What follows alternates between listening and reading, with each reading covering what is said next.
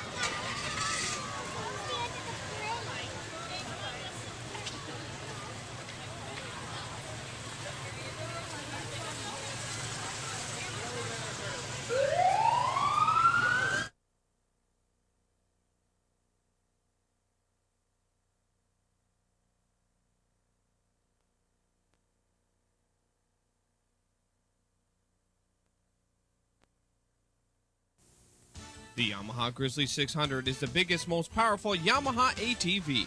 The Grizzly features automatic transmission, on-command 2 or 4-wheel drive, shaft drive, and the list goes on.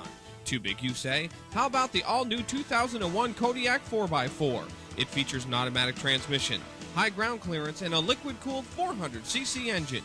Check out the Yamaha line at John Harvey's Gasoline Alley on Route 11 East in Malone. Maple City Auto Sales and Service in Ogdensburg doesn't just offer great vehicles, they have first-class, top-notch service.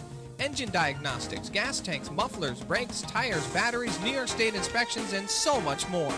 Maple City employs some of the best technicians in the business to ensure quality work for happy customers. Don't forget, when trouble hits, Maple City offers towing and wrecker service 24 hours a day. Maple City Auto Sales and Service. Low prices, quality vehicles, and expert service.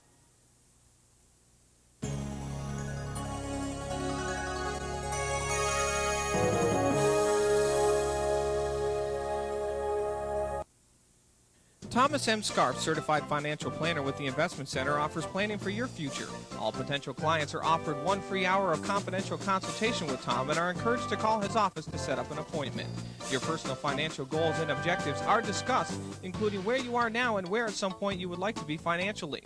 Assuming both parties are comfortable and move forward, Tom will research various options and strategies using state-of-the-art technology.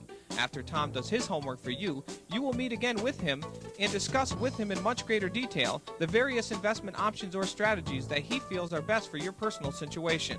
After your personal financial situation has been reviewed and discussed, then proper implementation will follow, and you and Tom will establish a working relationship that will undoubtedly be long-term and rewarding for all parties involved. Tom will monitor your investment plan or portfolio on an ongoing basis and report back to you periodically. Thomas M. Scarf and the Investment Center, planning for a better tomorrow. Reading is an adventure. Enjoy the ride. It has been brought to you by Carpet One and your local Carpet One dealer, Coakleys Carpet One and Ace Hardware, Outer West Main Street in Canton. On my juggling, and it's still not quite right. You see, oh boy. So if you guys could just help me out and keep an eye on the white ball right there, and just let me know where it goes and what happens to it, because sometimes I misplace it. In case you guys missed it, it's right over there. Oh boy. So yeah, just let me know where it goes and what happens to it. Sometimes did you guys see where the white? Oh boy. Oh, it's behind my back. Sometimes I miss it. Yeah, see, I put it. Oh boy, where'd it go? See, I put it there and I forget that I put it. Oh boy. And then sometimes. Oh hey. That's a lot.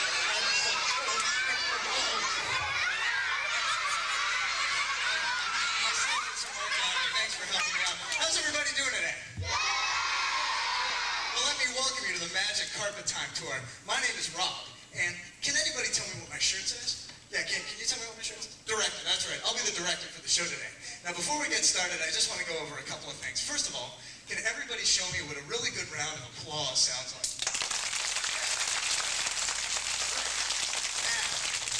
Now. Can everybody show me what a really good cheer sounds like?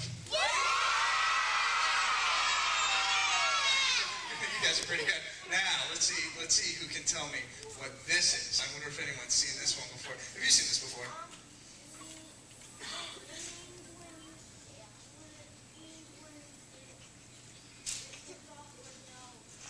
Yeah, has anyone seen this someplace? Have you seen this? Yeah, where have you seen it? In TV. Yeah, the TV shows or movies, right? You guys have seen it there, right? Yeah, they use it in that, and they call it a slate or a marker. Now, we're going to be telling some stories to you today. And at the end of each story, I'm going to come out and tell you a moral with a lesson to every story. And each time I do that, I'm going to go like this with the slate. And that's your cue to applaud and cheer really loudly, okay? But now, what does this mean? Stop or be quiet. That's right. So if there's a little bit too much noise out here, and we can't quite hear what's going on stage, anyone up here might go like this. And that's your cue to quiet down so we can go on with the show, okay? So we're going to give that a shot right now. Are you ready? Oh, I didn't go yet.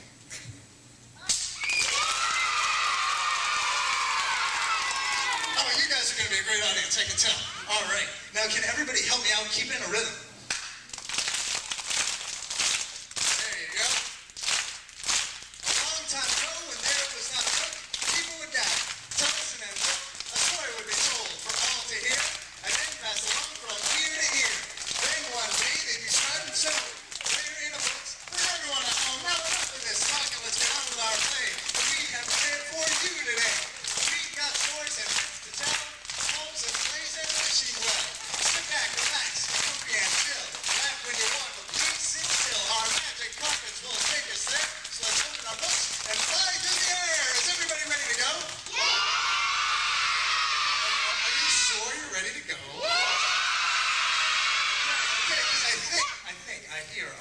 magic storyteller coming right now. Hello. Hi, Allie. Hi, Rob. Hi, everyone. Wow, what a pleasant surprise to see all of these smiling, happy faces. And look, you all have magic carpets, too. Ooh, but wait a minute. Where exactly am I? Where has my magic carpet landed? Could you tell me what school this is? Okay, well, let me guess who all of you are then. Let's see.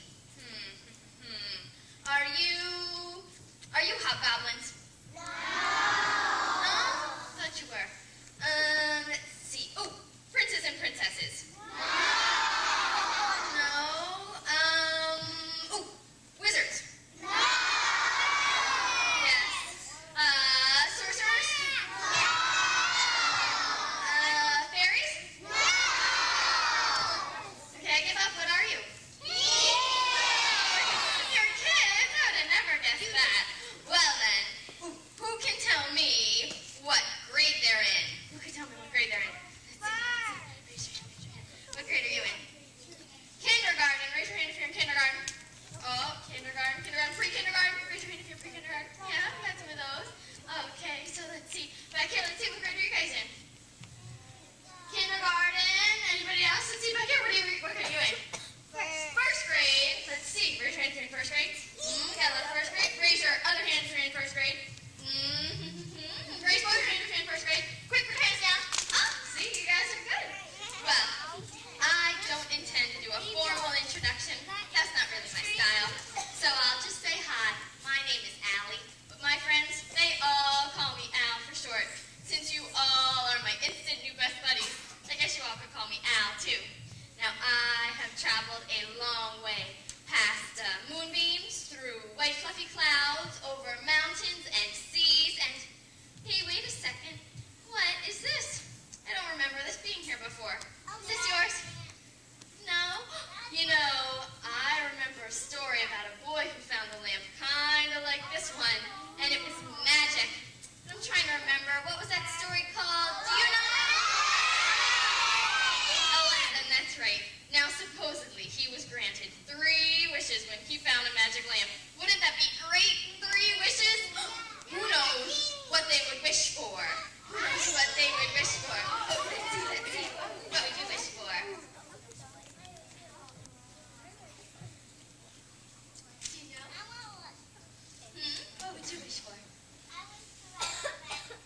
You would wish to ride on a magic carpet. That's a great wish. Let's see. Who else knows what they would wish for? Oh, what would you wish for?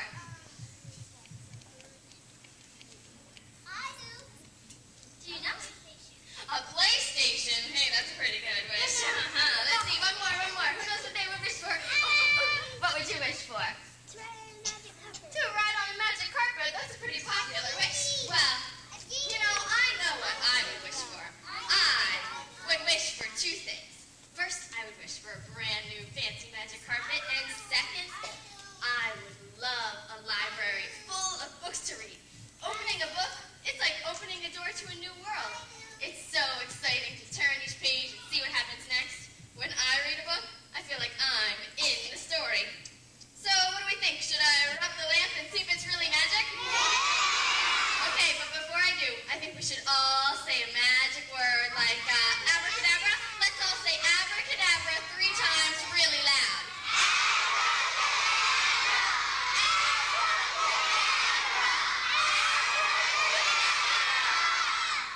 Abracadabra, genie appear. Wake from your slumber, for people are here. It's time to come out and meet all your fans. Stretch out your legs and shake out your hands. Hey, wow! Where am I? How did you guys get here? Oh, wow! It's so good to have that magic lamp. That magic lamp was really great for my style. And it's so good to be free. Yes. I can't believe it. He is real. This is a real magic lamp. Well, of course I'm real. What'd you expect? Some Pokemon dude? Well, Genie, I was just telling all of my new friends here that I found this lamp exactly as Aladdin had done. And now we all have our very own genie to grant us 3 wishes. Well, Al, I am usually called upon to grant wishes. The well, as they say, is run dry. And besides, I'm in the middle of a vacation that I haven't had in over a century. You know, I like the looks of this place. I'm gonna go take a look around, see what's cooking. See ya. Bye. Gonna go. I called you here for a reason. I want to make a wish. Well, my record for granting wishes is unbeatable. But, like I said, I'm on vacation, so I gotta go. No wishes today. Sorry. But Bye. Jimmy, I just got you out of the lamp. Well, I know you did, but I'm gonna And go then and see about... here. Oh, And you're I thought you here, were but... going to grant us 3 wishes Well, because that's what You don't Jeannie want... made us Shh, do. wait, you don't have to cry. Wait, don't cry. No, wait, don't cry.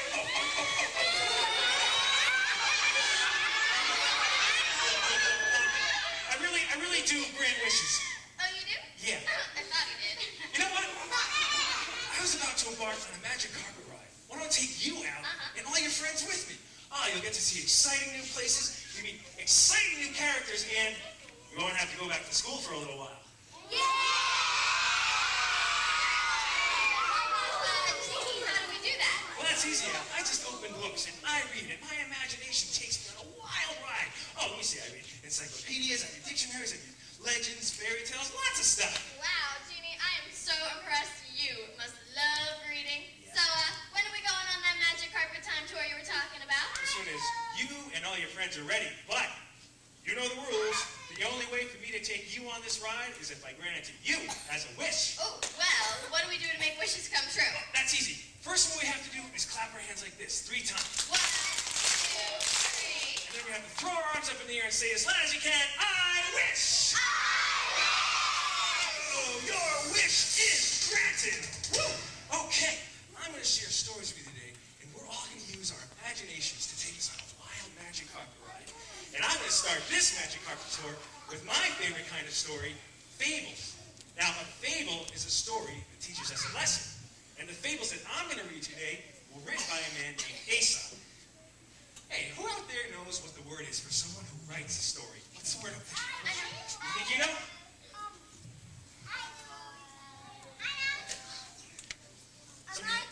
An Arthur? That's right, author, right? Right, Aesop, this author, he wrote stories featured animals that were almost human. And the meanings of these stories are still just as true today as they were when he first wrote them many, many years ago. And I'm going to start out with my favorite Aesop fable of all time, the tortoise and the hare. Okay. Is everybody hanging on to those magic carpets? All right, great. Imagine that we're flying over a field. Trees are scattered about the field. And it's bright and it's sunny. Once upon a time, there was a tortoise and a hare. The hare, with her white ears, twitching nose, and lean legs, leaps about with endless energy. Meanwhile, the tortoise, slowly moving under the weight of his heavy, muddy green shell, is feeling the heat of this day as he makes his way down the path. The hare, leaning against the tree, suddenly laughs. Whoa, what are you laughing at me for, hare? Because, look at you. You walk so slowly. Surely you never get anywhere. Oh, yeah? Oh, really? Yes. I see no other way to prove you wrong than to challenge you to a race. Now, surely this is a great jump, tortoise. But we shall race. We shall see if you can truly beat me. All right, runners, take your mark. Get set, go! The race began, and Hare took off, laughing to herself in the distance. Meanwhile, the tortoise carried on. Knowing she had plenty of time, Hare stopped to nibble on some grass. Ooh, this grass looks good. Oh, meanwhile, the tortoise carried on. Hey, there you go. Oh, I think I'm gonna just take a nap. It is such a nice, warm, sunny day. Ooh, I think I'm gonna take shade under those trees over there. Oh, Meanwhile, tortoise carried on. I know I'm slow, but I will not rest until I finish this race. Slow I might be, but I will not rest. A race it shall be to put me to the test. Oh, true enough, the hare is fast, but slowly and steadily I shall finish my task. Oh, it's hot and I'm thirsty. You got a glass of water for me, hare? I'm dying. What? Here you go.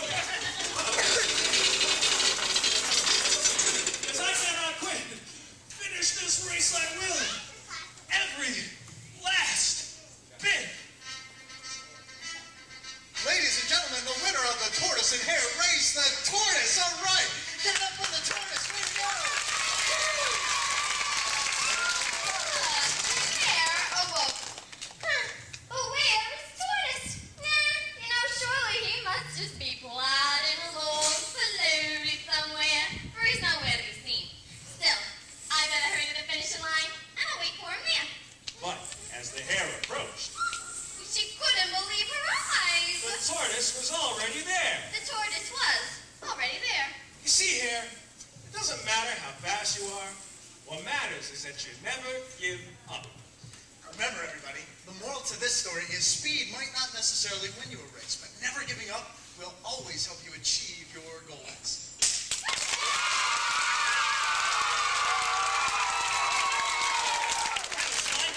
Okay, is everybody hanging out of those magic carpets again? Because this time we're going to be flying over a forest. It's a magical forest. Trees and animals can talk just like you and me. And it's bright and it's sunny. And all we can hear is the wind rustling through the leaves. Until two voices can be heard. A leopard and a fox are having a conversation in the woods together. And now it's time for our next story, The Leopard and the Fox. Now I'm going to be playing the leopard, and Jeannie is going to be playing the fox. How do I look? Yes, you look good, but... My darling, surely I must be the most beautiful animal in all of the forest. Why, just look at my beautiful spotted skin. Oh, it is pretty, yes? Well, it is You truly like that, very no? beautiful, Leopard, but there are many beautiful animals in the forest. Look, there's some over here, there's some over there, there's some back here and over there, and everywhere. They're everywhere. Now, darling, whatever do you mean by that, fox? You're so silly. Surely I must be the most beautiful. Why, everyone just loves to look at me. Well, it You is see? true So you're look right at me. very beautiful because of your beautiful spotted skin, but I know. nobody likes to show off now, do we? No. I have an idea. Why don't you show everybody how beautiful you are on the inside? Well, that is where true beauty can be found, inside ourselves. You know, I think you are right, darling. Thank you, fox. Remember, everyone, the moral to this story is it's a lot better to be good on the inside than to be just good looking on the outside. That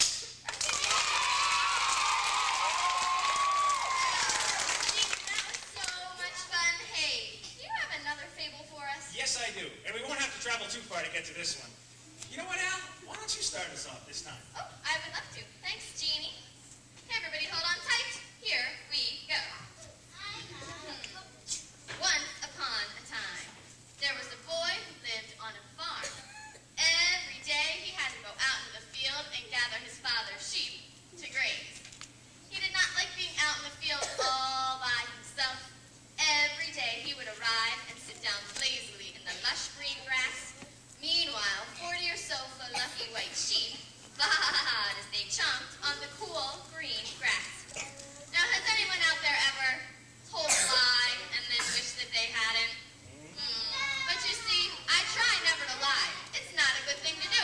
That's right, Al. And that's what the boy in our next story, the boy who cried wolf, came to learn. Okay, now we're going to need some help from the audience on this one. I need some people to be sheep in this flock here. I need a flock of sheep. Flock of sheep. It's kind of on the small side. I had something kind of else in mind. It's like, say, you is that a wolf shirt? Okay, that's kind of a nice outfit. Do you think she'd make a good sheep? Oh, what a great sport! What a great sport! Okay, now I need a couple other sheep here. I don't know who else is going to do it here. I don't know. I'll take. Oh, you would? Oh, thank you so much. Hey, well, you're going to volunteer right here. That's great. Thank you so much. I need one more sheep here. I don't quite know who's gonna do it. No, kind of on the small side. It's like, I got the rules. If you ignore me, I'm just gonna. So here we go. Here's one last sheep. Three sheep. That's perfect. Okay, I got three sheep here, and this is gonna be great. I think they're gonna be fantastic sheep. So hey, you guys already know what you have to do. So you just have to make a little everybody on the carpet there. Now we all know how sheep stand, right? So now all fours. Here we go. And what do sheep say, everybody? That's right. They say baa. So we can do baa all together. Okay, ready? 1, 2, 3. You on the end. You got it. Come on. You got to give it a go. Here we are. All together now. 1, 2, 3.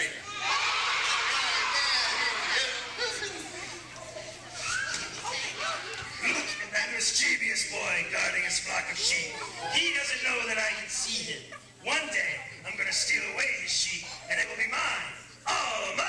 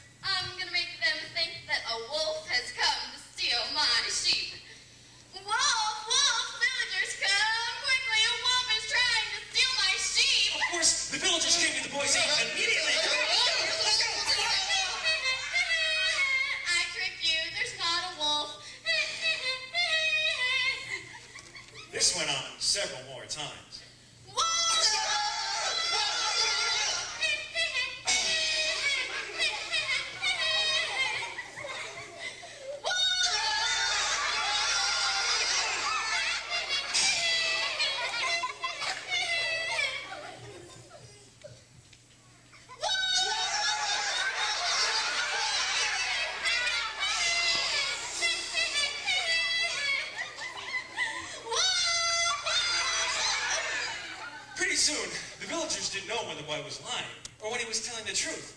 Out of frustration, they stopped believing anything the boy had to say. Then one day, the wolf really did appear to steal away the boy's sheep.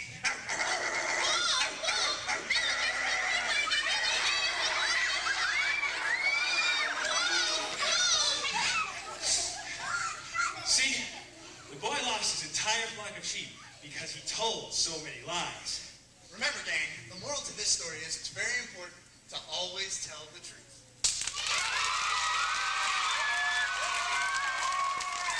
Hey, everybody, hang on tight to those magic carpets because I think I see some stormy weather up ahead. As our carpets swerve to avoid dark thunder clouds and lightning bolts, we swerve to the right and to the left. We zip up and down until off in the distance we see a rain cloud. And we break on through the rain cloud, and on the other side we see a beautiful rainbow. And the sun appears. It's a bright yellow ball of warmth, beaming its rays across the land. And now it's time for our next story, the sun and the wind.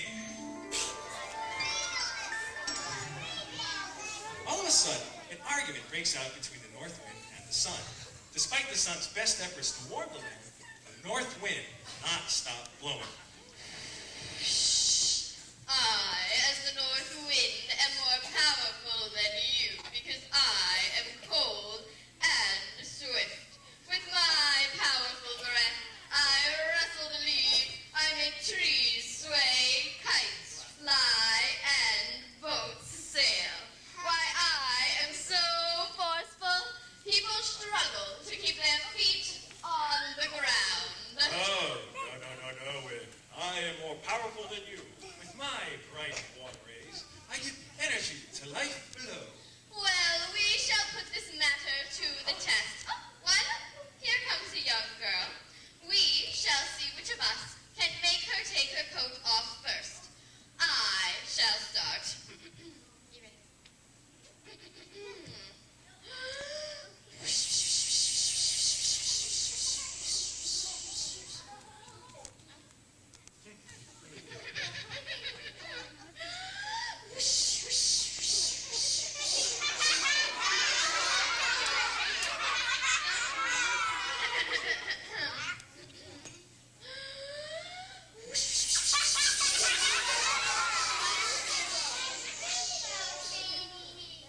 No, nothing.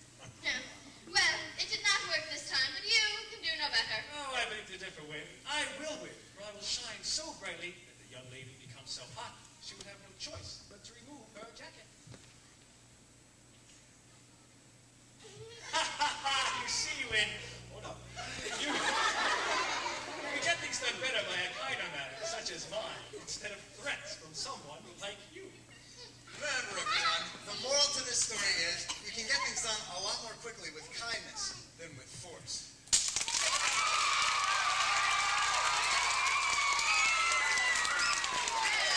That was so much fun. We are all learning to use our imaginations. Reading can take you anywhere you want to go. These carpets that we're sitting on, they can be magical if we use our imagination. Now, those short stories that we just heard, they taught us all lessons. Why don't we see if we can remember what those lessons That's right. were? Who remembers the moral to the stories? So let's start with the moral to our first fable, the tortoise and the hare. Who remembers the moral to the tortoise, and who can tell me the moral to the tortoise? Do you think you know? The race, yeah. What was the moral to the story? Can somebody help me? No, somebody.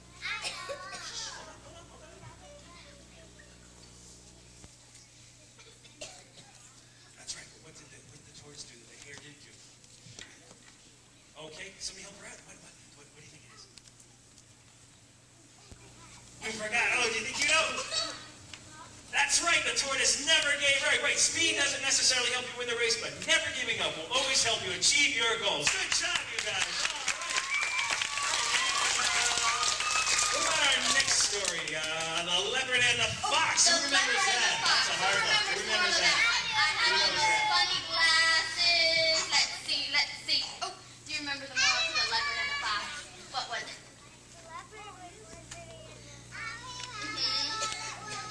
But was it more important to be beautiful on the inside or to be beautiful on the outside?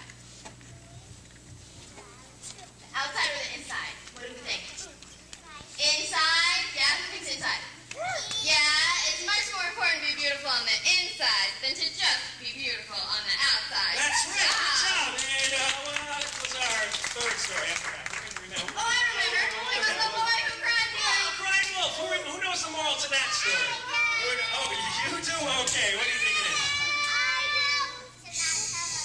Never lie. That's right. Or always tell what, everybody?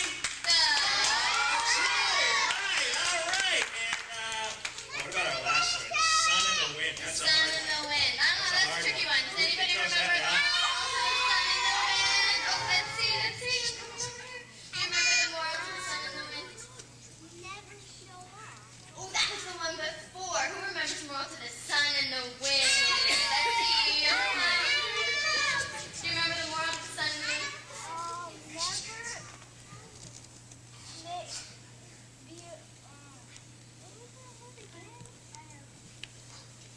Oh, you're so close. Who can help him out? Who remembers that word? What was that word? Yes. You should never force people because kindness gets things done much more quickly than force. That was such good work. That's right. Wow, that's great. You guys knew all those morals to all those stories. Wow. And when you need a little help, you help each other out. That's really great. Wow, well, we all learned what a moral is today. I think that's really fantastic. But you know what? I think I hear a wish coming from my empty belly. I haven't had any lunch today, so I'm going to go get something to eat. I'll see you later. I think the cafeteria's over here. Wait a second there, Jeannie. That was only one wish. We still have 2 wishes left. Does anybody want to hear another kind story before we go back? Oh, great idea. Let's all make a wish for a poem. Now, does everybody remember what we have to do to make wishes come true? All together, ready? 1, 2, 3,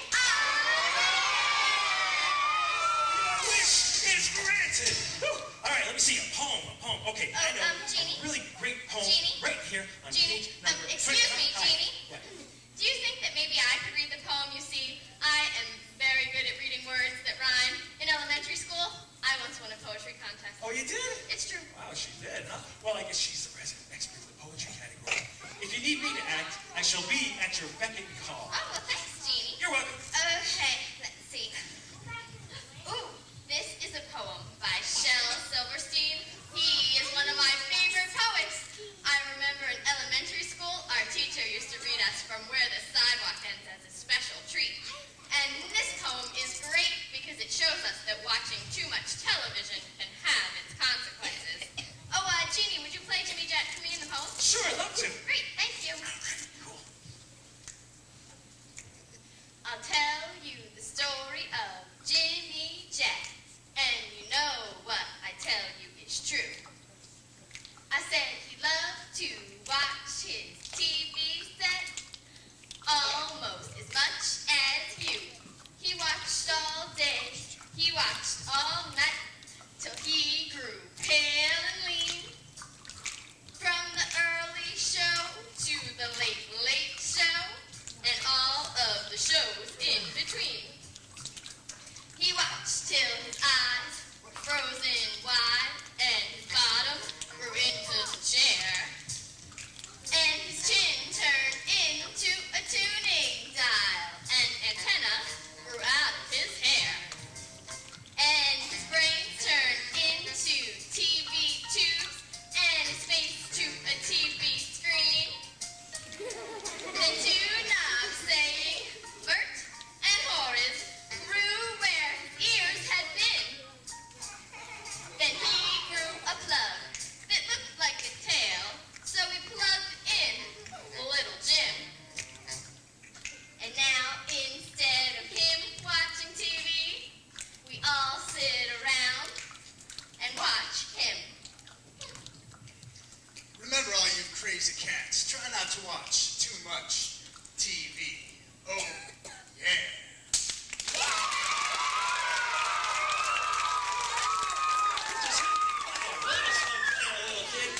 Hey, just out of curiosity, how many Jimmy Jets do we have out here? Who really loves to watch their TV? Ah, yeah. A couple Jimmy Jets, a couple Joan Jets. That's what I figured.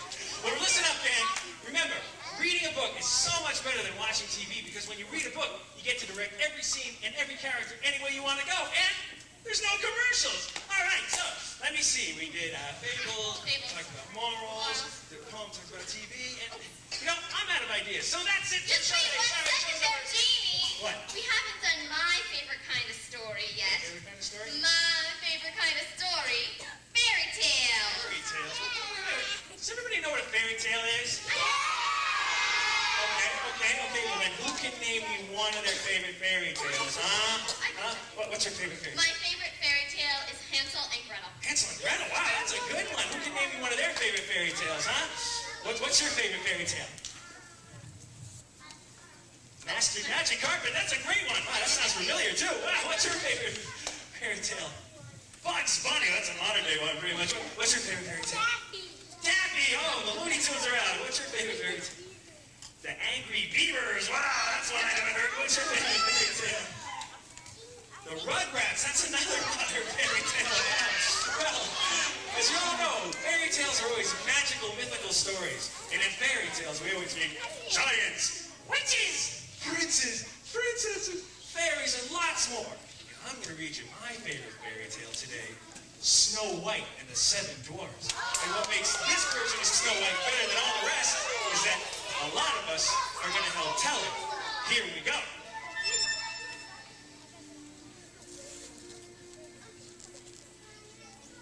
Once upon a time, there was an evil queen that had a beautiful stepdaughter named Snow White. Snow White was very beautiful. She had skin as smooth as butter, and lips as red as rose petals, and hair as black as night.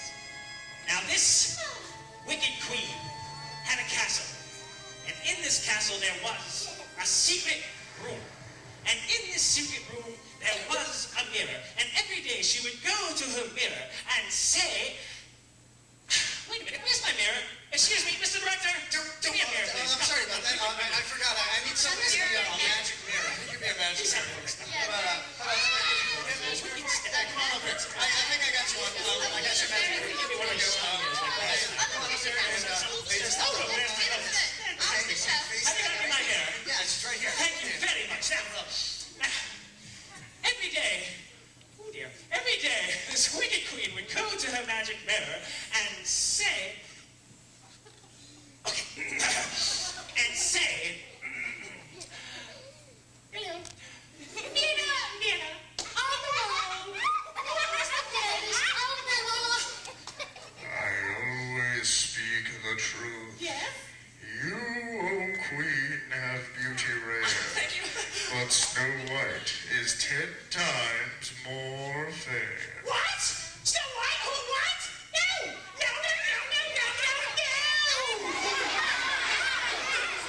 Don't lie to me, Mirror. Oh, you can't lie, can you? You always tell the truth. Well, Fooey! Double Fooey!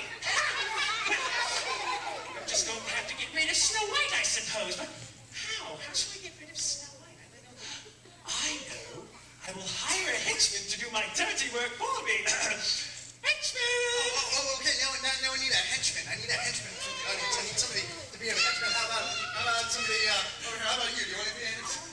No, people raise their hand and then they don't want to be a henchman. Who's gonna how about somebody back here? Do you want to be a henchman? All right, come on up here. I got you a henchman. I got one. Well, excuse us. Okay, here you go, henchman. Give me a henchman. Yes, I find Give me a henchman, please. a lot of people don't want to do this. Well, I can't But this guy, Why? I he don't knows know what why. Oh, great. You brought me a henchman. Oh, marvelous. Look, a Pokemon henchman. Oh, this is marvelous. Okay, come here, henchman.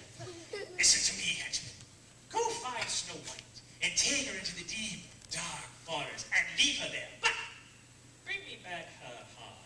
Did you get all that? Okay, good. Off you go. Snow White and the henchman. Where should we go? There? Snow White and the henchman wandered deep into the dark, dark forest. Oh, henchman, please don't hurt me. Here, would you take this fake heart and give that to the queen instead? Thanks.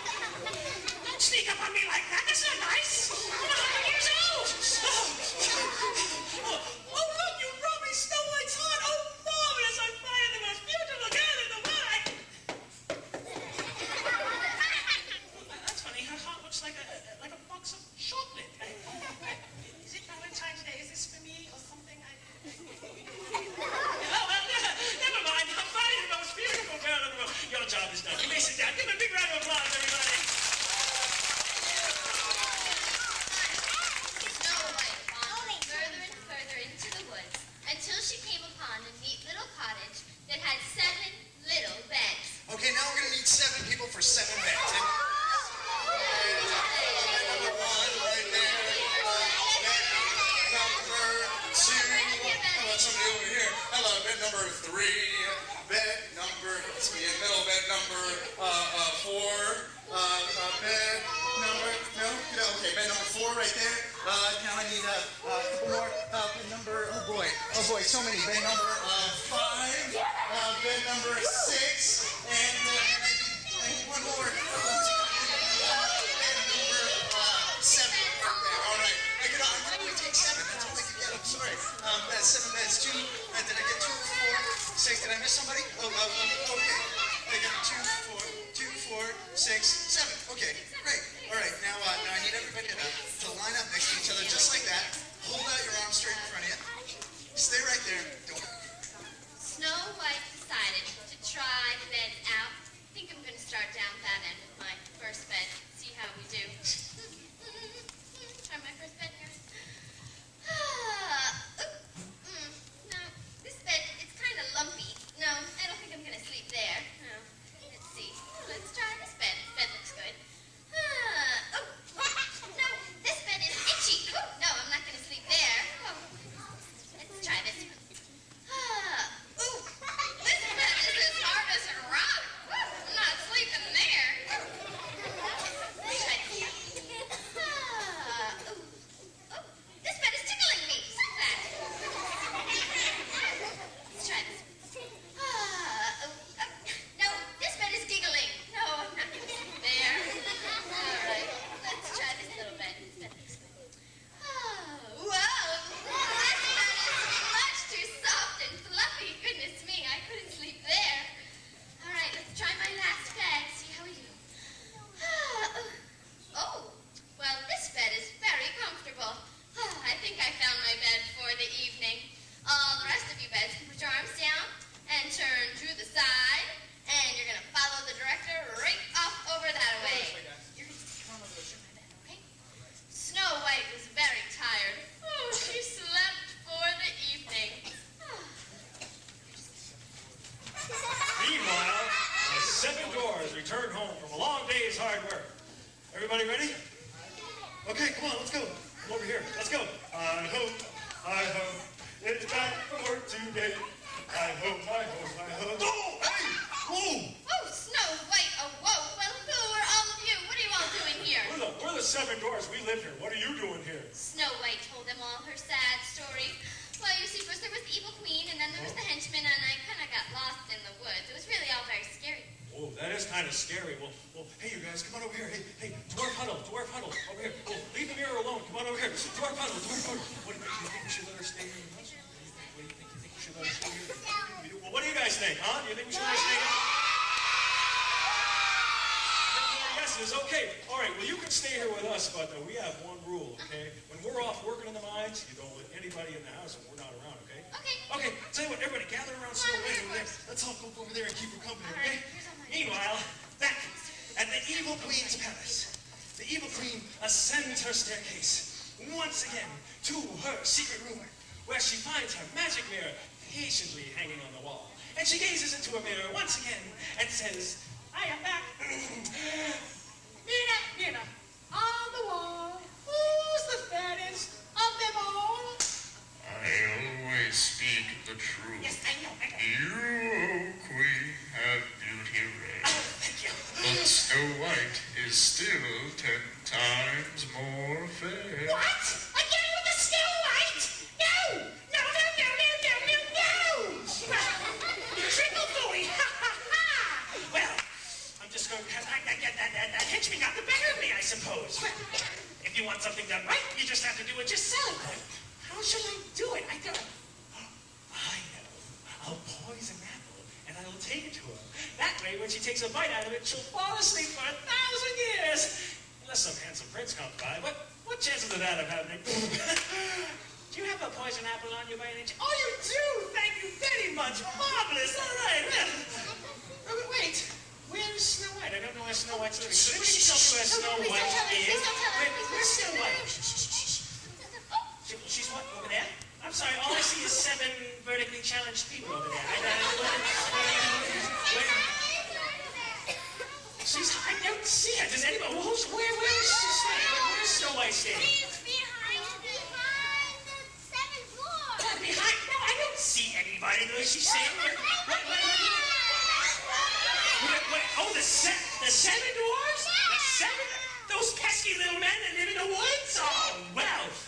happen to know that every day they go work in the mines. When they're off to work, I'll pay a little visit to her in disguise. That way, I know she'll be all alone.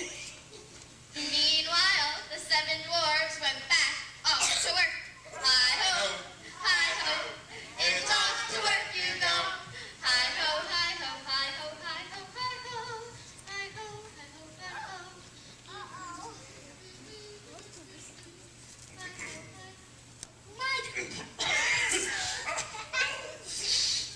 My dear, please accept this humble gift from me to you. Oh, I'm not supposed to talk to strangers. Never mind, accept food from them. Oh, how sensible!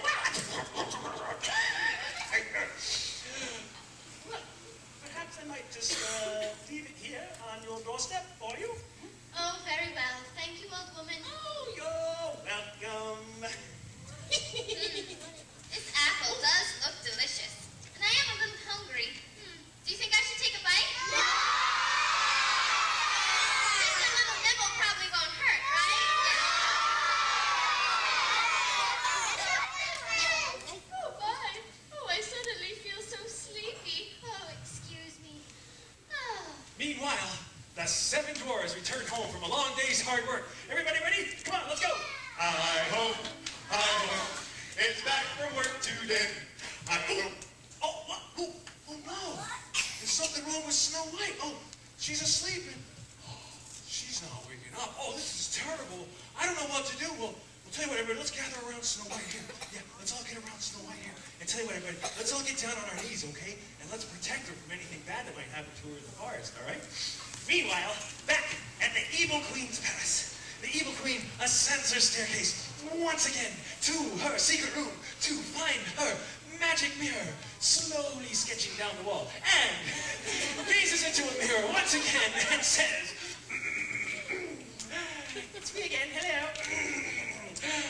Mirror, mirror, on the wall, who's the fairest of them all now?" I always speak the truth. Yes, I know, get to the good part. You, O Queen, are now the fairest of them all. Oh, no. The Queen was finally satisfied. Okay, now I need somebody for one last job. Although it's a tough one, I don't know, some people might not want to do it. I need somebody to be Prince Charming.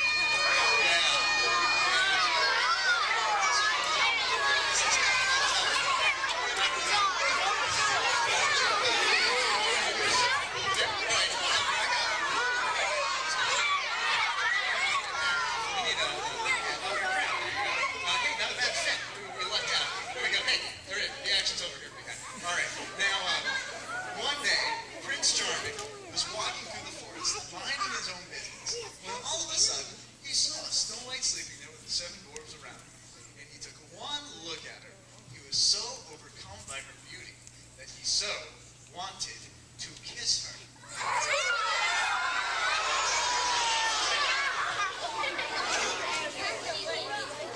And then he thought, today's really not my day for kissing anyone, because I feel kind of a cold coming on, and I don't want anyone to kiss my cold.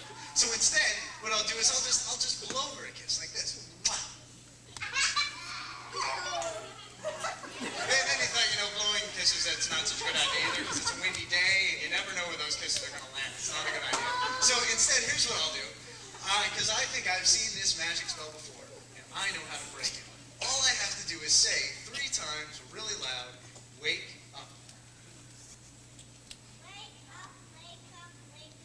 Oh my goodness, Snow White awoke. Why, thank you so much, my handsome prince over there. All my 7 friends are here with me. This is great. Meanwhile, back at the Evil Queen's palace, the Evil Queen gazes into a mirror one last time and says, "Yoo-hoo, I'm over here. Hello, over here.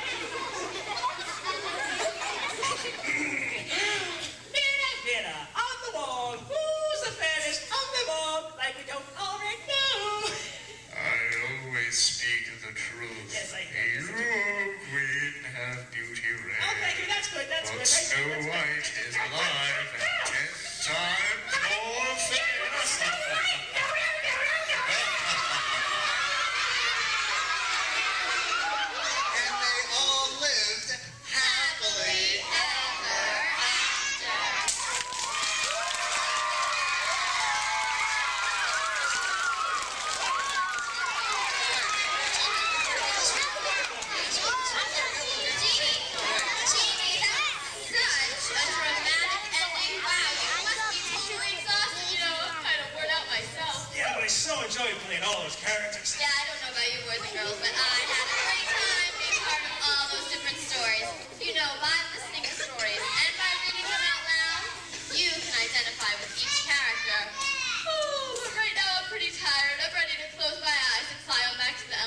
school. Are you ready? Sure, let's go. Everybody, hang on to those magic carpets. Okay. This is your captain, the Genie speaking. We'll be cruising at an altitude of 30,000 feet, and as we gaze out the center of carpet, we see an elementary school off into the distance, and we make a sharp right turn towards our school, a sharp left turn through the hallways, and up and down the stairs until our carpets come gently on the ground. All right, and we stretch out our arms. Let's stretch out our arms. All right. Shake out our hands. Let's get the kinks out there. Let me see. Okay, now, did everybody make it back? Let me see. Oh, good, you all made it back. I asked for good reason, because at that last school we were at, a couple of us zigged, a couple of us zagged. There was this big pile up by the oak tree. Nobody was hurt, but you guys are much better carpet flyers than that last school we were at. So did everybody have fun? You know, by opening a book, it can make a difference in our lives and in our world. You don't necessarily need a magic carpet to explore new places and ideas. Every time you open a book and read, you're going on a great adventure of excitement and discovery. You know, that is exactly right, Al, and I've had a great time here today, but it's time for me to go. Hey, taxi, let's go! Hold your horses there, Genie. That was only 2 wishes. We still have 1 more wish. So, how about one more story before you go? Oh, come on, Al, I'm all storied out, and I'm starving. Come on, you guys really don't want to try.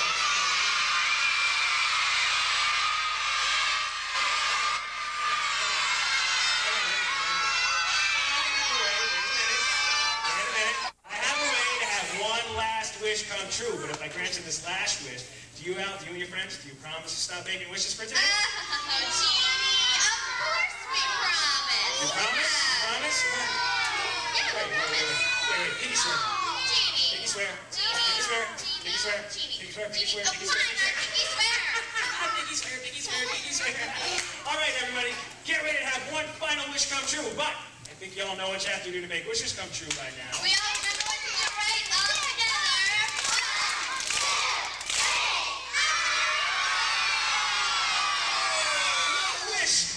Granted.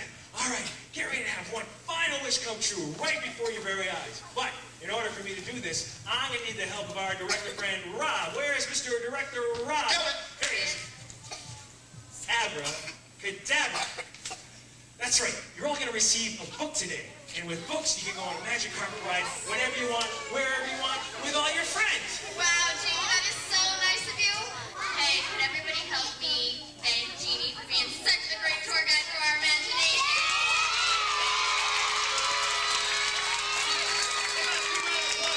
She got me on the land. Big round of applause for Al over there. I got a big round of applause for our director friend, Rob. So that you guys all involved. And how about a big round of applause for you guys for being such a great audience? See you around. And remember, reading is an adventure. Enjoy the ride. Okay, so I need everybody to hold on tight to your magic carpets. We have books for everybody, so stay seated on your magic carpets until you get your books and your teachers line you up to go back to class, okay? And any teachers that want to help with the books, they're all right back here. Hi, Carol Spadassini from Coakley Carpet One Ace Hardware. We're at the Canton Banford School today, and we've had the great pleasure of a troupe here from Carpet One. This is Francis, Al, and this is Mark, or Jeannie. And we just did a program for pre-K, kindergarten, and first here in Canton, but this is not your first program, and why don't you tell us a little bit about what it is and where you've been? Well, this is a national program that's been sponsored by Carpet One. It's a local outreach program, so each show is sponsored by a local store. This was our 148th performance. This is the first year they've done the program, but there are 3 teams of us who have all been on the road since October. That's awesome. Awesome. Where are you guys from, Mark? We're originally from the Boston area. We are 3 professional actors in Boston, and we had to audition to do this, and it was a pretty intense rehearsal period, as I recall, because they proposed it in August and had it up and running by October. We were on the road by October. That's excellent. You were in Massena this morning. What's up for tomorrow? Do you remember? Tomorrow, I believe we are going towards Lake Placid. That's Great, where we'll end great. Anything else to add? We're having a great time doing this. The kids are really what pull us through. You would think that doing it 148 times we'd be bored, but every time we hit the stage, the kids just get us pumped up, and it's their reaction that really make the show, quite frankly. It's never the same show twice sometimes. Arthur Yeah. for Arthur was cute. Anything else, Francis? We're having a good time. We love doing it, and we want to thank Carpet One for being so great to us. Thank you. It was awesome. You guys, I know it's about 85 degrees today, so I'm sure these outfits are warm. Thank you. Stop in at Coakley Carpet One, Ace Hardware. Look forward to seeing you. Thanks.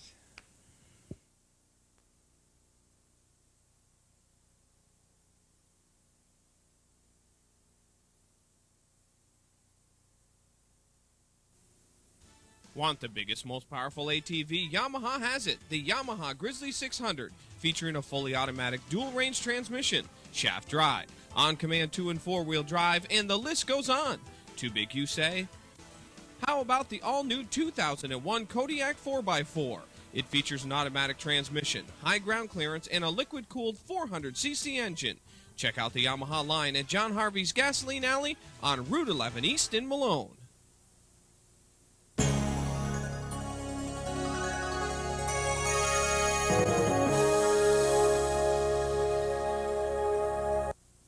Make the most of your boating season with the reliable combination of Mercury Marine-powered Starcraft or Chaparral boats. At Wright's Marine in Morristown, we can tell you only Mercury Marine products offer the added power and performance you can count on.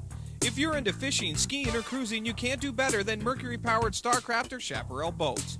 Anyway you go, you can't go wrong at Wright's. Stop by Wright's Marine in Morristown today. Take home your own Mercury-powered Starcraft or Chaparral and get ready to enjoy summer. St. Lawrence Center is the place to be. There's something here for everyone. More snacking and skating fun. And the shopping's just begun. We welcome you to St. Lawrence Center. Discover what you're looking for. On Route 37, Massena, St. Lawrence Center is the place to be.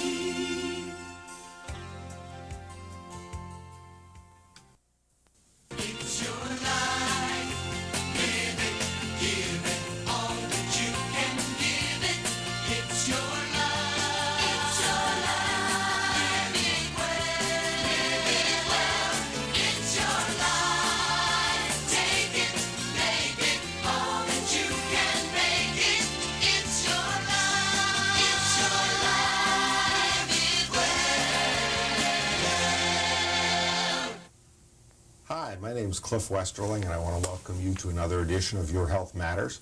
As you can see today, we're in a little bit of a different setting, and we're here in the new Canton Potsdam Hospital Sleep Disorders Lab. And our guest today is Herb Seymour. Herb is our Director of Respiratory Care, got a comfortable spot. Best spot. And gives a feeling for the comfortableness of the sleep lab. We're going to talk a little bit about the program that we have here at Canton Potsdam Hospital for sleep disorders diagnosis and working with physicians to help them figure a plan of treatment. Thanks for joining us. We've been open here for about 4 weeks. Yes, we started testing the end of August. Yeah. And you want to tell us a little bit about, to the audience, I think the first thing we want to know is sleep disorders. What is it and how serious is it? Well, sleep disorders has been with us for much longer than we realized. It's probably been around for most of the century, but it's only been recognized as a sleep disorder, as a medical problem in the 70s. And then in the 80s, they started treating it.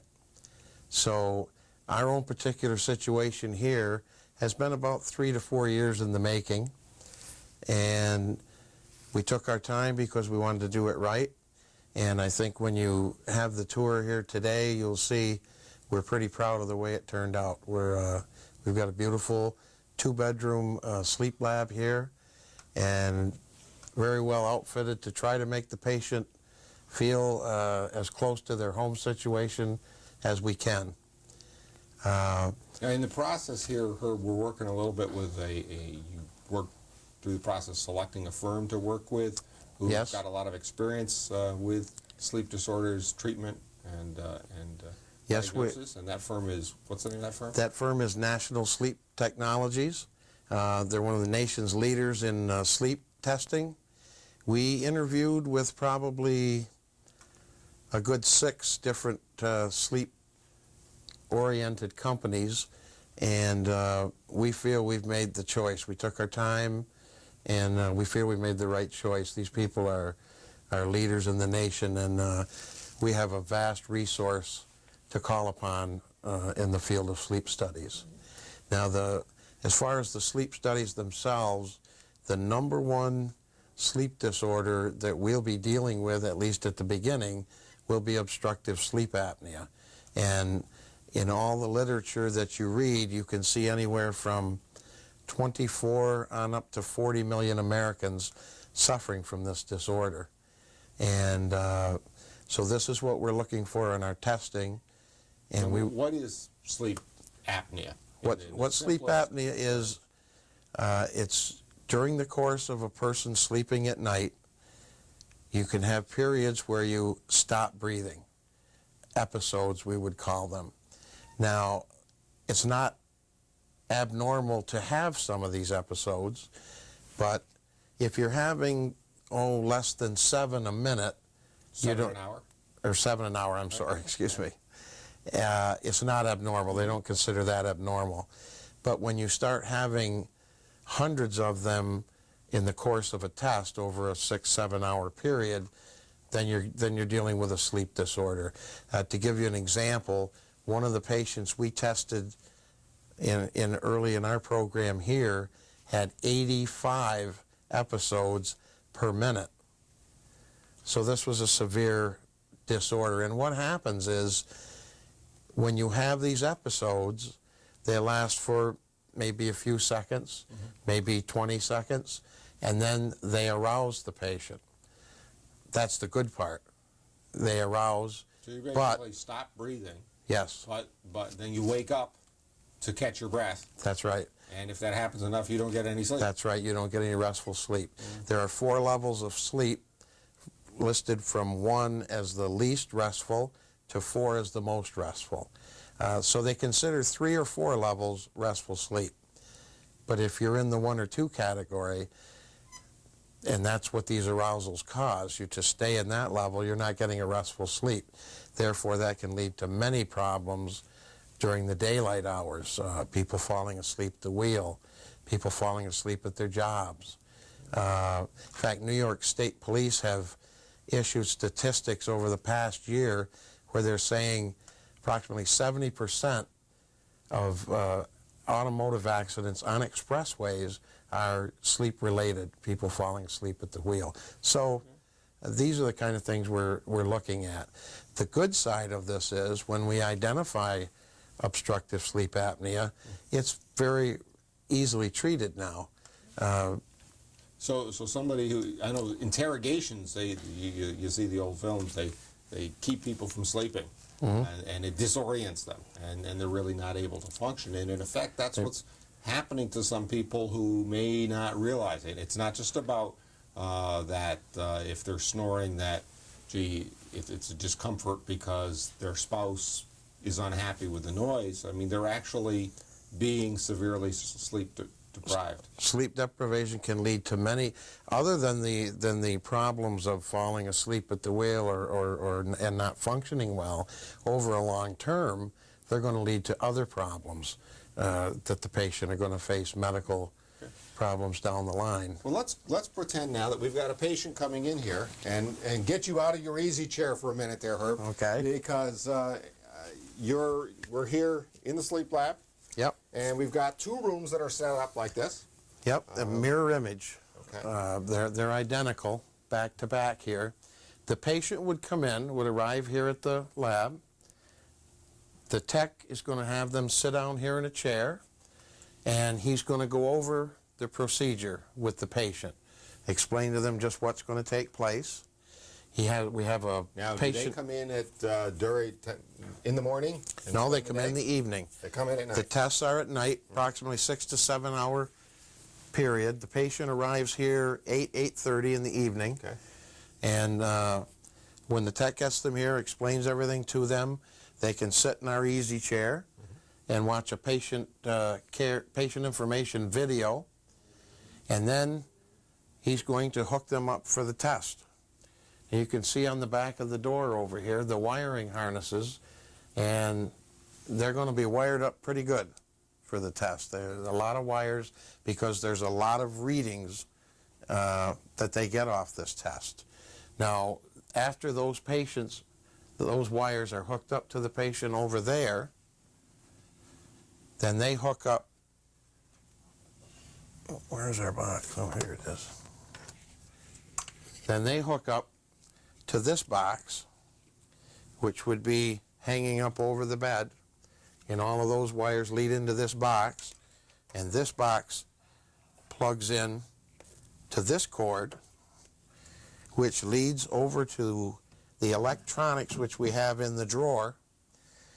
This is really the heart or the brains of the sleep system that we use here, which is all state-of-the-art. And then that box transmits all the sleep information to the tech room, which we'll see a little later in the video, to the computers and the monitors in the tech room, and that's where all the test is recorded. There's 1 or 2 patients here that evening, and the technician is in the other room monitoring things to make sure things are safe. That's right. And to keep measuring what's occurring so that they can create a report to give back to the... Now, the report is done, analyzed by a specialist physician, and then that report goes back to the physician who's referred the patient? Yes. So this process starts, let's say I have a concern, I've gone to my family physician, he might order this test. Right. I would come in and have the test, this analysis would be done, and that information would go back to my doctor? Well, and it doesn't really happen that quickly from the doctor's office. Once they're referred from the doctor's office to our scheduling, then there's some pre-testing paperwork, information gathering that has to be done. They have to speak, the schedulers have to speak with the patient's insurance company. They have to contact the doctor. Again, there's more information they may need from the doctor because the insurance companies require this information. Then you're going to be scheduled. For a second. Will insurance pay for this in many cases? We find most cases the insurance will pay. Okay. Yep. Then you're going to be scheduled. And you're going to come in, you're going to go through the test. After the information is gathered, it's put on a diskette, a zip drive diskette, and it goes to a physician. The physician that does the interpretation of the exam must be an ASA certified physician to interpret sleep studies. And then his interpretation and the final chart result comes back to us. The physician, the attending, the referring physician will get his report, and if further testing is required, for instance, if a patient comes in for a test, we do the full night study. Okay. Now, when they get to the next, they've done the night study. Okay. And now we've got them through the night. How long do they stay here in the morning? I think they're getting them up like 5:30, 6 o'clock. The next morning, and we're now going to start offering the patient, if they'd like, continental breakfast before they head out to go to work or wherever they're going. That's nice. Some coffee, some juice, or some Danish. So great. So that's something new. We're just starting that. Great. Nice. Yeah, I think the patients will enjoy that. And so, for instance, we get a test result back that's abnormal, shows obstructive sleep apnea. Then the patient's going to be scheduled to come in for another sleep study. And at that time, we're going to use this unit, which is part of the therapy for treating obstructive sleep apnea. It's commonly known as CPAP, continuous positive airway pressure. We would bring the patient in, hook them up for the test again, and then we would hook them up to this machine with kind of a space lab looking rig. You can see this goes to the machine. This would be on the patient's head, and you can see we've got headgear here that goes over the top of the patient's head, and this mask would be on the patient's nose. It's called a nasal mask. And the headgear over the head, and all this would come from up above.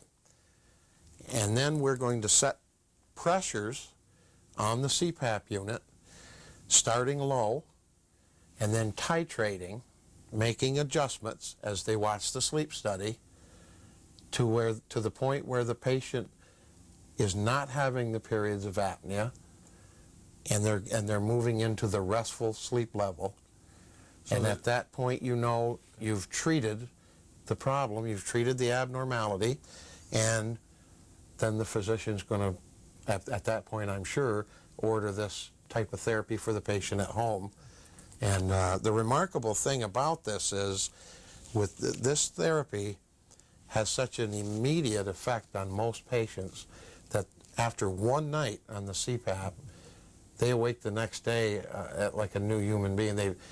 They've been probably years since they've had a real good restful sleep, and they can't believe the energy. And there may be some other treatments that, this is the most common. There may be some other things that there are other specialists types and the physicians would look at, but this is the most common. So this is the most common. What might occur. Yeah, this is the most common and the most effective, I think, too. So that's why we use this to titrate. The other piece of equipment that I didn't explain is just a pulse oximeter, which is also part of the sleep test that measures the patient's oxygen saturation in their blood. And that's another thing we see in obstructive sleep apnea is when they have these episodes, their oxygen saturation can drop down sometimes to dangerous levels. So that's another part of the test that's monitored, and that's what this piece of equipment is for. Now, if people who are interested in this either themselves or they've talked with a physician and the physician wishes to speak with someone, we've got a special phone number for this. Yes, we do. You remember that? Yes, I do. Okay. The local number is 268-0642. 268-0642. Okay. If that's not a local call for anyone, we have an 800 number. I couldn't tell you that one off the top of my head, but there is an 8, and it's available. If anyone... We'll ask Edwards TV if they'll drop it on the screen. We'll give them a card at the end of the taping, and I'm sure they'll do that for us. Yep. Anything else you want to convey to people? We'll make sure that there's some film included in here, or may already have shown, that Edwards TV will put in showing the technician area. Any other messages what we need that you want to close to get across to people? Well, one of the problems, I spoke at the Rotary today, and one of the questions that came up at Rotary is, this is a medical problem for the patient, but this also affects the entire family, especially the significant other. If a person's having these fitful nights, of sleep deprivation, it's bothering the significant other during the night, and they're not getting the proper sleep probably, and the way it affects the patient the next day because they're just not functioning up to their proper level, and affects them. Or there's a reason employers think this is absolutely a good idea, because it has a tremendous effect. Basically, the people are in the morning, not waking up, they haven't been to sleep, and so they're starting out the day tired. And I know we had... and they spend the entire day like that. Yeah, I know we had a patient share the story about having sleep problems and realizing how serious it was when he fell asleep at the wheel one morning and almost ran into the back of a school bus, awoken just in time. And in fact, there was a study that was out earlier this week. Stanford University had a study that was in the paper where they compared people with sleep apnea and their reaction times versus people who were they gave them alcohol. Legally impaired.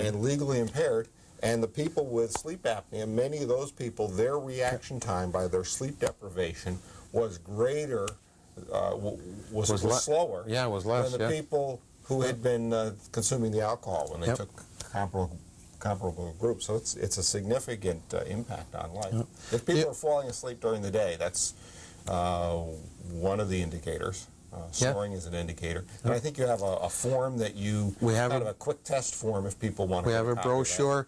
They're available down at the switchboard. We're going to have them in the physicians' offices, and they're going to be around the area. And anyone that missed our open house or would like to come in and look at we're very proud of it and happy to show it. So stop in. Give a call to the hospital to ask for respiratory care, and they can give you We'd be happy to give a tour. Great. Want to thank you, Herb, for giving us the tour today. Thank you. And for spending time with us. And if you have any questions, contact the hospital. If you have any questions or suggestions regarding the show Your Health Matters, look at the phone numbers at the end of the show and give us a call. Thank you for watching. For more information about anything you saw on today's show, contact the Canton Potsdam Hospital at 50 Leroy Street, Potsdam, New York 13676, or phone 315-265-3300, or you can fax us at 315-265-4837, or contact us through our homepage.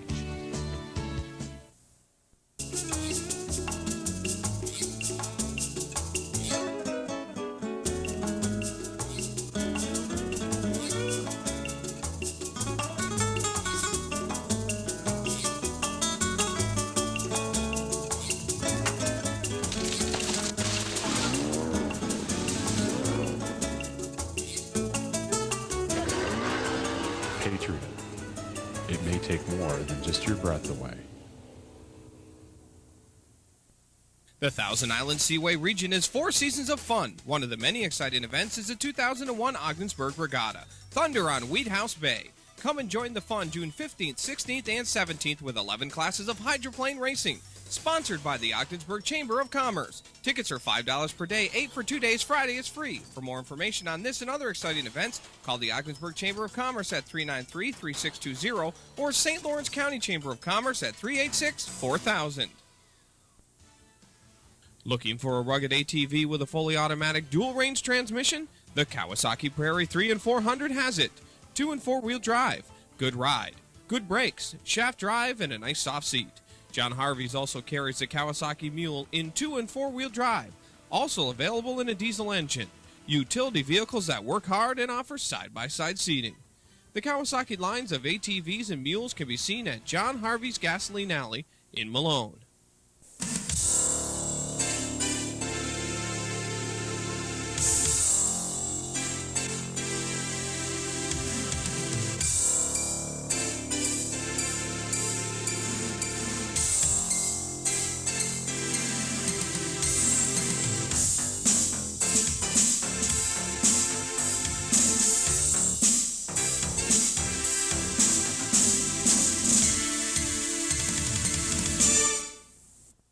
Everybody, welcome back to Frenchies Chevrolet Olds, 255 East Orvis Street, right here in Massena. Have we ever got some bargains for you today in our pre-owned vehicle lineup? I'm really excited about it, so let's get right to it.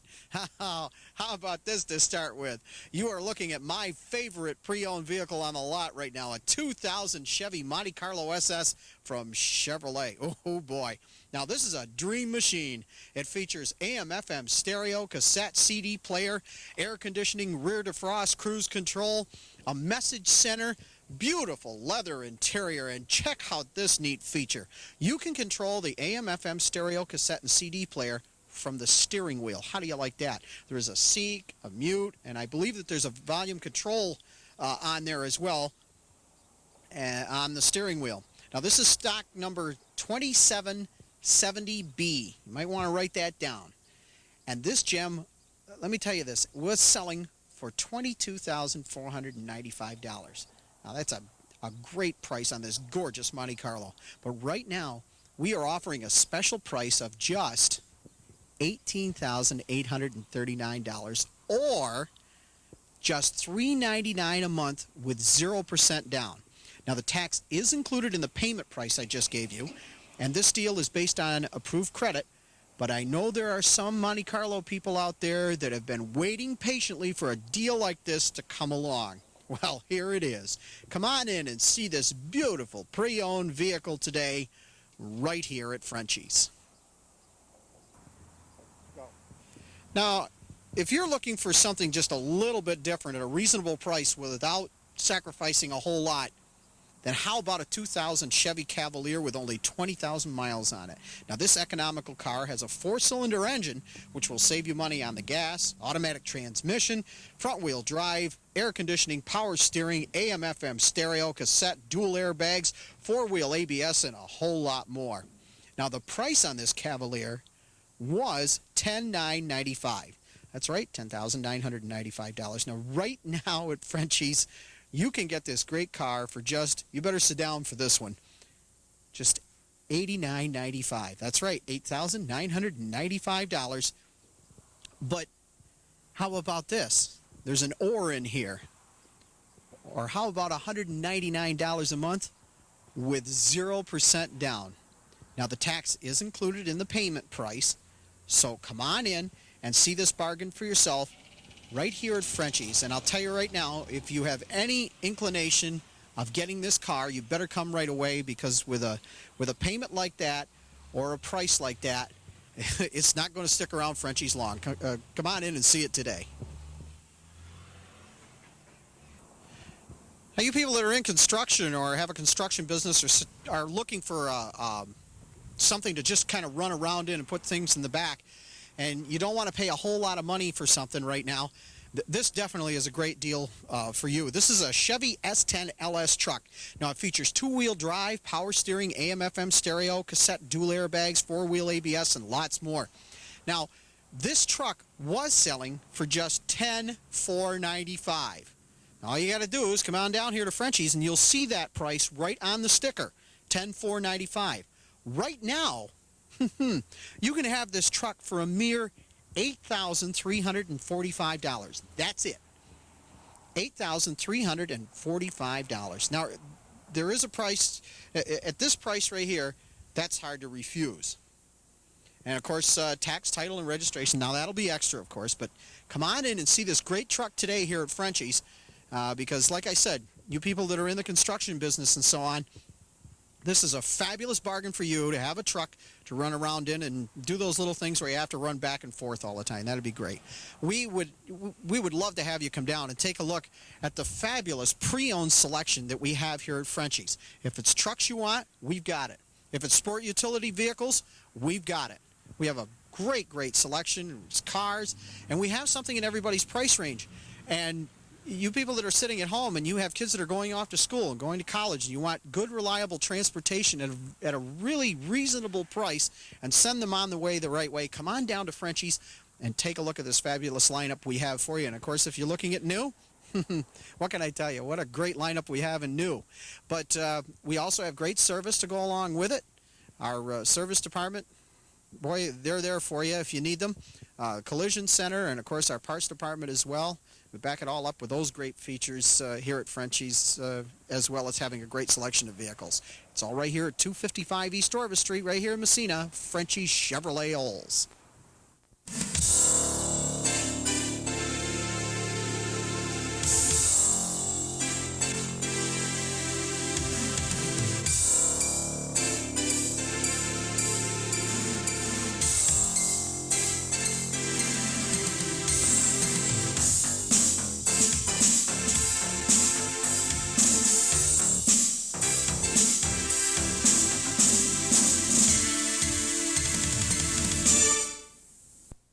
Thomas M. Scarf, Certified Financial Planner with the Investment Center, offers planning for your future. All potential clients are offered 1 free hour of confidential consultation with Tom and are encouraged to call his office to set up an appointment. Your personal financial goals and objectives are discussed, including where you are now and where at some point you would like to be financially.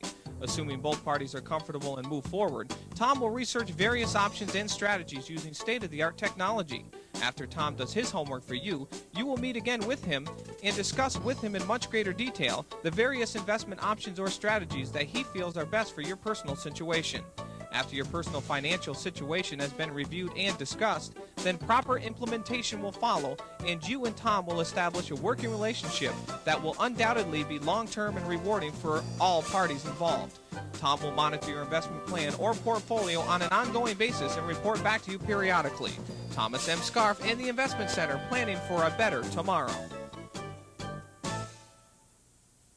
St. Lawrence Center is the place to be. There's something here for everyone.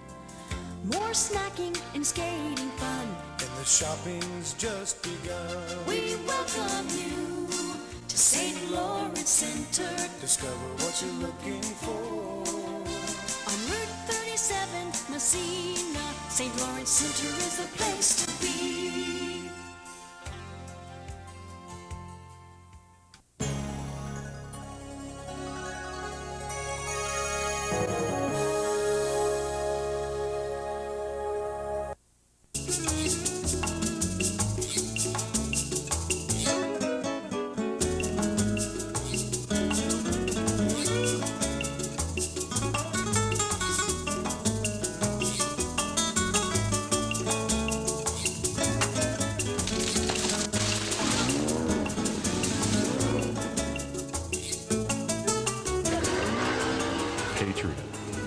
It may take more than just your breath away.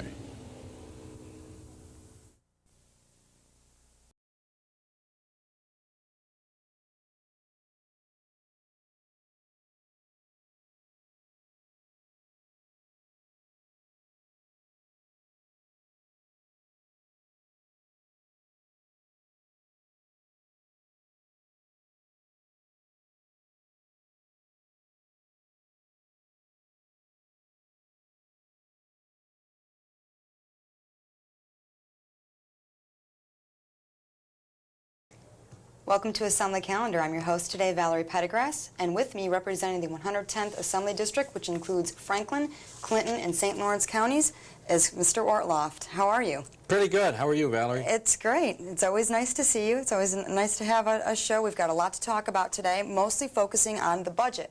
And, of course, when you talk about that, it takes on a life of its own. But first... I guess it does. But first... You said a mouthful.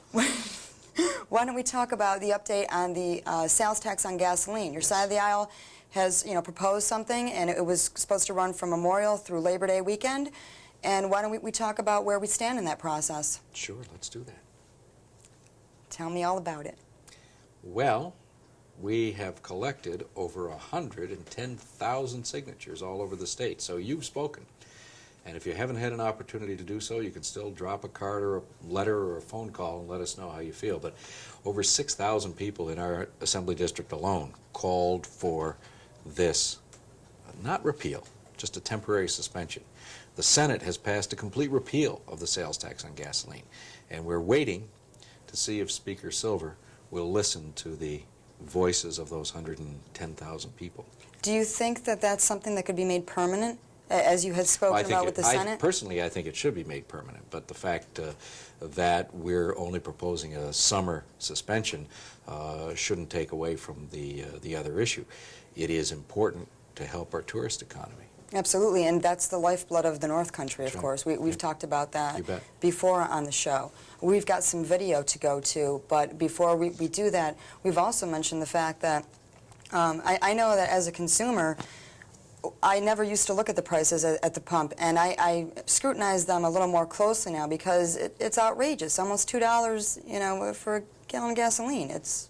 How do your constituents feel about this? Have you heard any feedback besides the petitions? Anyone speak to you about this? Well, you go to the pump to get to work. You go to the pump to take the kids to school. You go to the gas pump to do practically everything that makes living in the North Country possible. You can't walk to too many places in the North Country, and there's not a lot of public transportation. So our people are much more sensitive to fluctuations in the gasoline price than people in large cities may be. That having been said, it isn't just the fact that we're upset about it, it's the fact that it is eating into our disposable income. And whether we're just going to work, talk to one individual who goes from Plattsburgh to Malone every day to work in the correctional facility. That's 60 miles each way every day, and that's $300 or $400 a year that she would save if we just reduced the taxes on gasoline. And you don't think of it like that when you're at the pump, but it does. It adds up. And well, as your mother must have told you, like mine did, if you save the pennies, the dollars will take care of themselves. What's the number? $132 million that this temporary summer-wide suspension would save taxpayers. $132 million. Why don't we take a look at that, and when we come back, we're going to speak more with Assemblyman Chris Ortloff. More than 100,000 New Yorkers put their names on petitions asking New York lawmakers to suspend the sales tax on gasoline for the summer of 2001. Facing some of the highest gas prices New Yorkers have ever seen, Republicans in the Assembly have proposed doing away with the sales tax on motor fuel to bring prices down. It's important to give New York motorists and the New York tourism industry a break during the summer vacation season. Over 40% of the revenue that is accrued to the New York tourism and hospitality industry takes place during the summer months between Memorial Day and Labor Day. The people in the North Country were lining up 10 deep some days to sign these petitions. They have sent a clear, strong message to Assembly Speaker Sheldon Silver. And the message is this: they want this tax suspended now. Failure for us to act places our $37 billion tourism industry in severe jeopardy as we enter the summer season. Failure to act would jeopardize the millions of dollars that they have invested in preparing their facilities, their lodgings, their restaurants, and the attractions themselves to receive the visitors this summer. The petitions were distributed at gas stations and convenience stores all across New York State. At least 5,000 of the signatures that are stacked up here came from customers of our member convenience stores across the state, and the petitions in many cases were in the stores for only a little over a week. According to bill sponsors, the collection of sales tax on the inflated prices could take away dollars from New York's tourism industry and add unneeded consumer dollars to the state's coffers. The state does not need this money. It is a windfall that is absolutely clear. For the state to continue to reap this windfall revenue at the cost of tourist dollars in our economy would be wrong. So, Speaker Silver, can you hear the voices of the people? We hope you can. And of course, for those who say they have no voice in government, they couldn't be more wrong, especially, you know, in something such as this. You have a voice, but you also have to have a speaker who has ears. Absolutely. And that we are still waiting to find out. And of course, when you mention that, we can't avoid the topic of reform, because we've heard so much about that since the beginning of session, and yet we're not seeing a lot of it. Well, you're very right, and it continues to be an open question. For 2 years now, Speaker Silver and his majority have talked and talked and talked about reform. They haven't even put a bill in. They've had a press release that tells what they're going to do in the way of reform. Not only haven't they done it, they haven't even written a bill to begin to do it. So one questions their sincerity, I have to say that. And we have a report to show, and when we come back, we're going to speak more about why that's not happening.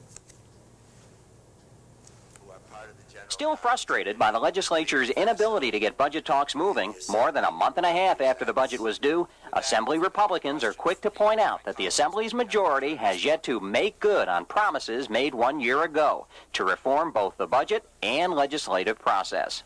We have called for many reforms. We've also called for televising legislative sessions, and that has not occurred. We've heard promises, but we've seen no action. We've heard vague rhetoric, but we've seen no substance. Lawmakers say the failed budget process, it's been 17 years since an on-time budget, highlights the need for change. One of the major reforms that was envisioned and promised by the Assembly majority, the Speaker, was to open up the conference committee process and make for more involvement. And here we see the evidence of the majority leader in the Senate and other Republicans attempting to negotiate a budget in public through the General Conference Committee without any participation by the Assembly Speaker, despite those promises of opening up the process and reform. This is a very serious question, and the frustrations that Republicans feel are mirrored by frustrations that Democrats feel, perhaps even more so, by having been muzzled last year. We're looking forward to broadcasting our sessions on television so that people around the state can see the shape this legislature, this assembly is in. When we go on television, and I hope it's in the next couple of weeks, we can begin a new campaign to show the people that Republicans and Democrats stand together in the assembly, ready for reform, and that all we need is the Speaker to grant our legitimate requests. Over the last year, Assembly Republicans have advanced 18 reform bills, all of which have been rejected by the Assembly's majority. Well, tell me what's wrong with this budget process. Well, that's a very good question, and let me read something to you. I could try to say it in my own words, but I don't think anybody could say it better than the editorial writers of the Buffalo Evening News just this last weekend. So bear with me. I'll read from the Buffalo Evening News editorial. What's wrong with this picture? The governor proposes an $83.7 billion budget. A couple of months later, the Senate passes a budget proposal of $84.1 billion. The Assembly approves a plan that would spend $86 billion. What's wrong with the picture? Right. 3 competing plans don't make a budget. You have to agree. Achieving that apparently miraculous goal requires discussion, negotiation, and compromise. To date, nearly 2 months after the budget was supposed to be in place, no one is doing any of that. Blame the Assembly. It is wrong, both on its numbers and its approach. Assembly leaders insist with some justification that their annual projections of revenues have been more accurate than either the governor's or the Senate's. The problem is that they therefore conclude that their costlier budget proposal is the right one. That's wrong. They say that's clearly not the case. Assembly leaders say Governor George E. Pataki proposes to spend less than is available so he can pad his surplus and open the purse next year when he is running for re-election. If true, he would be following the tradition of governors everywhere, but that does not of itself mean he should spend more. Given that fiscal restraint, at least as it's defined in New York, has helped improve the state's credit rating, and even Pataki's plan, the smallest of the 3, grows faster than inflation, the Assembly's proposal is out of line. That is especially true today in a time of economic uncertainty. The recent history of budget negotiations strongly suggests that when a budget ultimately is approved, its total will be close to the Senate's, higher than the governor's, lower than the Assembly's. If that's true, and there's no reason to suspect it's not, it's time for the Assembly, whose influence could be greatly significant this year, especially on education, not to wait. It's time for the chamber to stop dragging its feet and get in the ballgame. Those are the words of the Buffalo Evening News, and I couldn't say them any better. They probably carry more weight with you because they are a nonpartisan, not a Republican voice. If that's what editorial writers across the state are saying, I think it's time for us all to recognize that the ball is in the Assembly Speaker's court and that public opinion demands that he come to the table. So what is responsible for this stalemate? Well, there's a lot of rhetoric. There's just a lot of rhetoric, and the Speaker simply wants to spend more than there is to spend. He doesn't want to negotiate in public. Therefore, we're not able to provide aid for our public schools. We're not able to provide funding for road and bridge projects, which are being delayed, causing layoffs in the construction industry. We're not able to provide assistance to not-for-profit agencies whose employees are waiting for raises that they deserve and have been led to expect. None of those things can happen until the Speaker says, enough's enough, I'll go to the table, negotiate with the Senate, we'll pass a budget, and send it to the governor to see what he has to say. Essentially, some might say that he was holding the whole process hostage until he gets what he wants. Those are your words, not his, but I'm sure that your opinion counts as well. I hope so. Now, oftentimes you get a chance to introduce people in chamber, and there is somebody who is of special importance to you. He used to work right here in the Assembly. Yes, he did. We're going to go to that tape, and we're going to find out more about him when we come back. Mr. Speaker, we're very honored today to welcome someone who I believe is her first visit to the Assembly Chamber, a very dedicated and enthusiastic public servant from Franklin County. Her name is Mary Shantui, and if she would stand, she is the secretary to the Franklin County manager, and she's here with the county manager, our former Assembly staff member and former Mayor of Malone, Jim Feely. They are here for a municipal finance conference, and I wish you would welcome them on behalf of the Assembly and urge Mr. Feely to tell her the truth and nothing but the truth of the goings-on in this chamber. I don't know. On behalf of Mr. Ortloff and Speaker and all my colleagues, we welcome these distinguished visitors from Franklin County to the Chamber, and we hope you enjoy your time here. Particularly, Mayor, this is your first time here. Welcome, a special welcome to you. Okay, welcome. Now, in years gone by, Jim would have been operating the camera that shot those pictures a long time ago. Unfortunately, we are out of time. And I want to thank you for joining us, and please watch on our next edition of Assembly Calendar.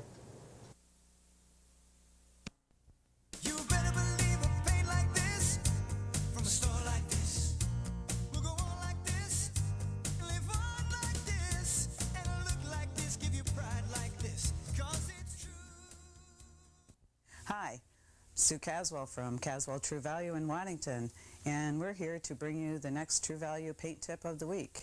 Let me introduce Brian Mott, our manager and paint expert. Thanks, Sue. I'd like to talk to everybody today about some exterior paint preparation to make your exterior paint job a little more successful. I hope I've got some helpful hints to hopefully make it a better job. Paint preparation is key to exterior painting. There's a lot of problem surfaces. It's estimated that about 90% of paint problems are due to inadequate surface preparation. As you can see on this board here, there's a variety of different problems that need to be solved before this board could actually be painted. There's loose paint on here that would need to be scraped, sanded, or removed so that the paint will stick to the sound surface behind it. There's also dirt on here that will need to be cleaned. True Value has a very good house and siding wash to help clean your surface, to remove any dirt, mildew, anything that's on there that needs to come off so that your paint will stick to what you're putting it on. After your surface is properly scraped and cleaned, some repairs that need to be made on this particular piece would be these holes should be filled with some sort of caulking, wood filler, something to seal that surface up so that your water and moisture can't get in behind it and push your new paint off. Once that's properly filled, sanded, and prepared, we need to go to a good quality primer. We have two primers. This is an oil-based primer, has linseed oil in it. For bare wood, it's the most successful because the linseed oil soaks into the bare wood and really holds on good so that your finished paint will stick to the primer and the primer sticks to the surface. The acrylic latex paint can also be used on bare wood or previously painted surfaces. Once you get that all done and you've got a good, sound, clean, dry, dull finish and properly primed, it needs to be top coated. True Value Weatherall exterior paint is top of the line, has a 20-year warranty, and comes in a variety of color selection, finishes from the flat to a satin finish, semi-gloss, or high gloss finishes. Hopefully some of these tips that we gave you today will help to make your painting job successful for a beautiful house and projects around the house. Thank you. Thanks, Brian. And if everybody follows those tips, sounds like they'll have a beautiful house this summer. And thank you for watching. This has been brought to you by Caswell True Value in Waddington. We're open 7 days a week, 10 to 3 on Sunday.